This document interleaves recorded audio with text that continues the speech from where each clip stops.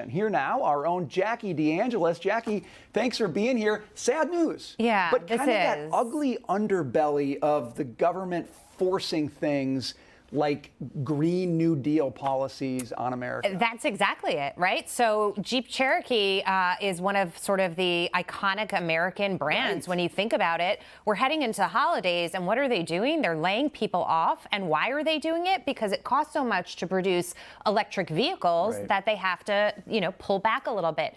And this is the ugly side of what we're doing in the country right now, because we're trying to do it too fast, Brian. Right. This is a president who said, I'm going to come in, I'm going to create jobs, I'm going to create green jobs. Well, where are they?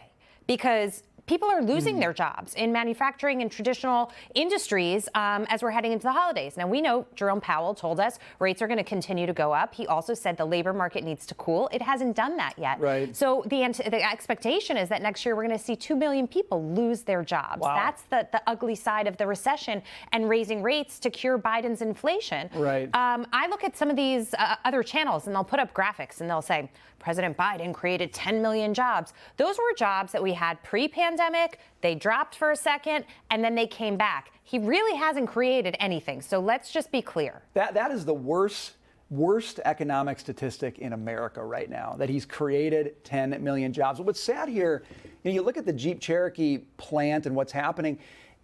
They're not laying people off because people don't want those cars. Right. People want to buy those cars. They're good cars. They're popular cars.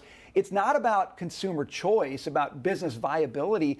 It's all about an ideology that cannot hang together economically right now. So you kind of wonder, where else are we going to see this? I mean, is it more in the auto industry? Is it more heavy manufacturing where you're going to see these kinds of job losses? I'm not sure exactly, but I can tell you this. What it reminds me of is mandates that we've seen in other places, right? This is a government that is trying to control things in a way that isn't organic to growth and to what we're dealing with right now. It makes me think about mask mandates and vaccine mandates, and everybody has to drive electric vehicles, and you have to do it now because we can't take our time to think this through properly. And the part that really makes me mad, Brian, is the fact that we're throwing billions of dollars at this taxpayer money. We're basically just lighting it on fire, while other people, the bad actors around the globe, aren't doing their part. We can do, well, the whole country can go green, if it was possible, but we're not going to cure the planet when you've got India and China not going along with the program. And in the meantime, handing power to places like Iran and Venezuela.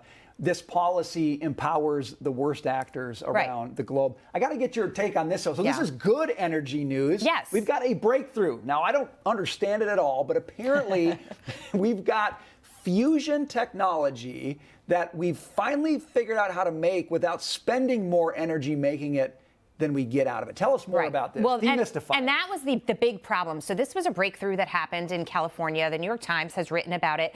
And it's really interesting because they finally found a way to create the energy, again, without consuming more. That was always the catch-22 with this.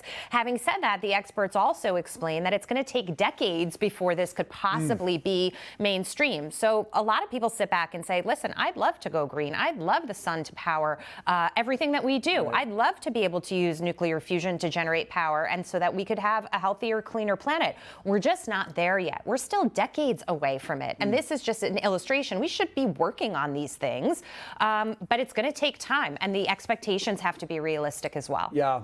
This is what I love about Jackie DeAngelis. She knows energy. I always learn something. And the